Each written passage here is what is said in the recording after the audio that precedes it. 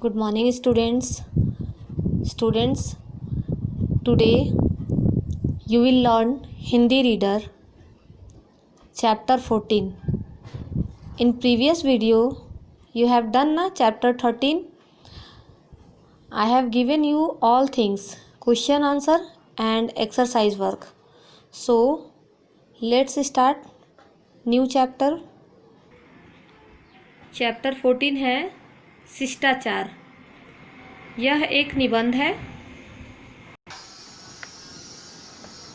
बच्चों, शिष्टाचार अथवा अच्छे आचरण का जीवन जीना बहुत अधिक ज़रूरी होता है और अच्छे जीवन में बहुत अधिक महत्व होता है। किस चीज़ का?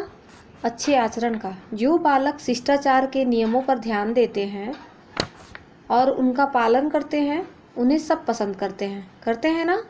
तो अच्छे आचरण वाले बच्चों को सब अपना मित्र बनाना चाहते हैं और उनसे प्रेम करना चाहते हैं। बड़े जब अपने से छोटों को शिष्टाचार का पालन करते देखते हैं तो उनका मन प्रसन्न होता है और फिर वे अपने प्रसन्न मन से उन्हें आशीर्वाद देते हैं और उनके माता पिता व शिक्षकों की प्रशंसा भी करते हैं। कौन करते हैं? जो शिष्टाचार बच्चे होते हैं तो उन्हें कोई भी देख करके खुश होते हैं और वो प्रसन्न भी होते हैं उनसे।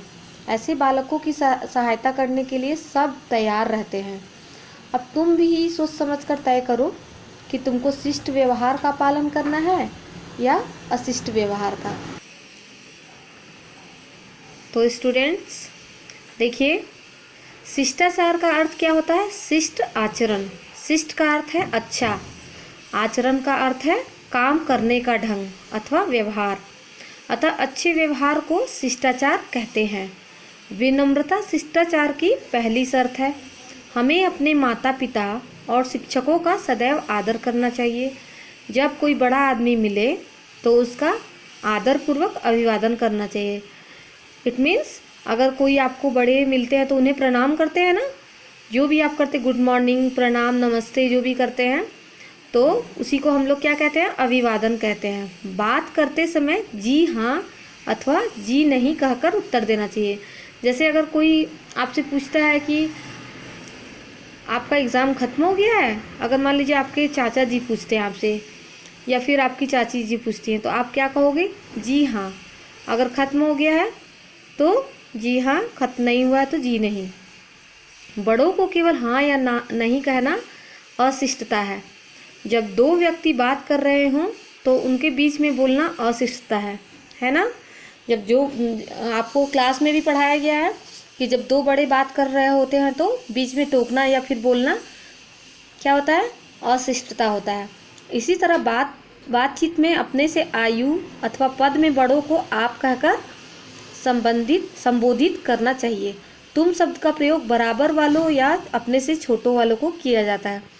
तुम शब्द का प्रयोग किसको किया जाता है? अपने से जो छोटे रहते हैं उनको किया जाता है, या तो फिर अगर आपके क्लासमेट हों बराबर वाले। इट मीन्स क्या है कि अगर आपकी वो कक्षा में पढ़ता हो या फिर आपके उम्र का हो तो उनके लिए आप तुम कह सकते हैं। और अपने से बड़ों को क्या कहते हैं? आप कहते हैं। किसी का नाम लेते अथवा लिखते समय उसके पहले श्रीमान, श्रीमती अथवा कुमारी लगाना चाहिए। नाम के अंत में जी लगाकर भी दूसरों के प्रति सम्मान प्रकट किया जा सकता है। तो बच्चों, किसी बड़े का, जैसे आपकी मम्मी का नाम है या फिर आपके पापा का नाम है, तो अगर आपकी मम्मी का नाम सीता है तो क्या आप सीता ऐसे ही बोलोगे? नहीं ना। श्रीमती, सीता देवी या फिर कुमारी, जो भी। कुमारी तो लगेगा नहीं। आपकी माता जी के नाम के या आगे या तो सरनेम लगेगा या तो देवी लगेगा। तो इसलिए इससे क्या होता है? इससे ये पता चलता है कि आप लोग उन्हें सम्मान दे रहे हैं। यदि कोई हमारे लिए कुछ काम करे तो हमें उसका आभार मानना चाहिए। आभार मीन्स क्या? धन्यवाद कहकर प्रकट किया जा सकता है। अगर किसी ने आपके लिए कुछ किया है तो उन्हें धन्यवाद तो बोलना बनता है ना। धन्यवाद इट मीन्स इंग्लिश में आप लोग क्या बोलते हो? Thank you. यदि हमसे कोई गलती या भूल हो जाए तो क्षमा कीजिए कहकर अपनी भूल पर खेद प्रकट करना चाहिए।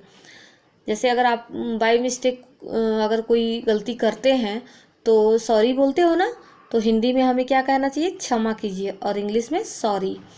विनम्रता केवल वाणी में ही नहीं बल्कि व्यवहार में भी होना चाहिए। बड़ों की परवाह न करना,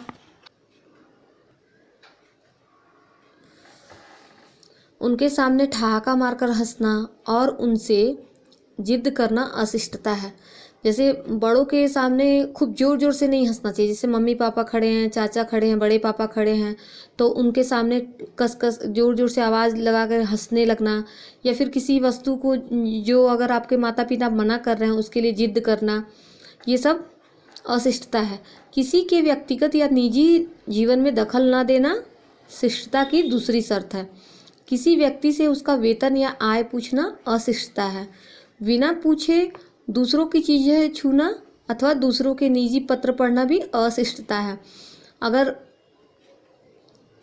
किसी को भी अगर मान लीजिए कि कोई अगर बड़े हैं तो बड़े से तो आप उनका वेतन या आय नहीं पूछेंगे। जब आप बड़े हो जाओगे, बराबर हो जाओगे, आप भी जॉब कर रहे हो, आपका फ्रेंड भी जॉब कर रहा है, या फिर हो सकता है कि आपसे थोड़े से उम्र का फासला हो, तो उन लोगों से आपको वेतन नहीं पूछना है। किसी के घर या कमरे में जाते समय दरवाज़ा खटखटाना चाहिए और पूछना चाहिए, क्या मैं अंदर आ सकता हूँ? बिना दरवाज़ा खटखटाए और बिना पूछे अंदर घुस जाना क्या होता है? अशिष्टता होती है। अनुशासन शिष्टाचार की तीसरी शर्त है। हमें समाज के नियमों और कानूनों का पालन करना चाहिए। सड़क के बीचों बीच चलना या पूजा स्थल में जूते पहनकर प्रवेश करना अनुचित होता है। जैसे सड़क के बीचों बीच तो आप लोग चलते नहीं हो, और फिर जहाँ अगर आप लोगों के घर में मंदिर है या फिर पूजा होती है उस स्थान पे आप जूते पहनकर भी नहीं जा सकते हैं। जहाँ कई लोग पंक्ति बनाकर खड़े हों वहाँ आपकी बारी की प्रतीक्षा करो। जहाँ बहुत से लोग पंक्ति बनाकर मतलब लाइन बनाकर खड़े हों तो अपने बारी आने की प्रतीक्षा करो, मतलब वेट करो। ऐसा नहीं कि धड़धड़ा के जाकर के घुस गए हैं, ठीक है? ऐसा नहीं करना है। हमें समय का पाबंद होना चाहिए। हर जगह समय पर पहुंचना चाहिए। किसी को 2 बजे का समय देकर वहां 4 बजे नहीं पहुंचना चाहिए, अथवा बिल्कुल ही ना पहुंचना अशिष्टता है। इसी प्रकार किसी की खिल्ली उड़ाना भी अशिष्टता है। खिल्ली उड़ाना मीन्स क्या होता है बच्चों? खिल्ली उड़ाना का मतलब होता है मजाक उड़ाना।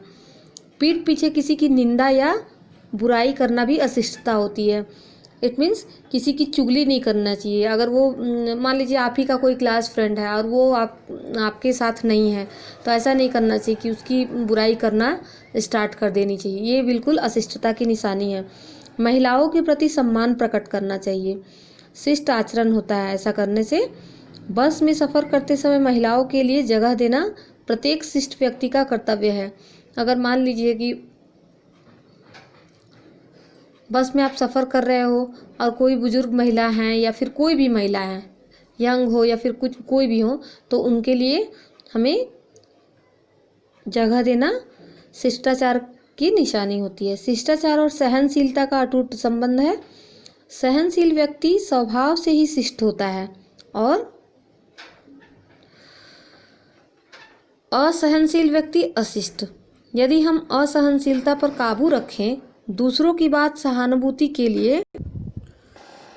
बातों को हम सहानुभूति के साथ सुने और उनकी बात मान लें, तो यह क्या होती है? शिष्टता होती है। गुरु नानक देव जी ने इस बारे में बहुत ही पते की बात कही है। एक ने तानी दूजे ने मानी, कह नानक दोनों ज्ञानी। तो सच तो यह है कि जो व्यक्ति शिष्टाचार का पालन नहीं करता वह मनुष्य कहलाने के योग्य नहीं होता है। शिष्टता सभ्यता की निशानी है।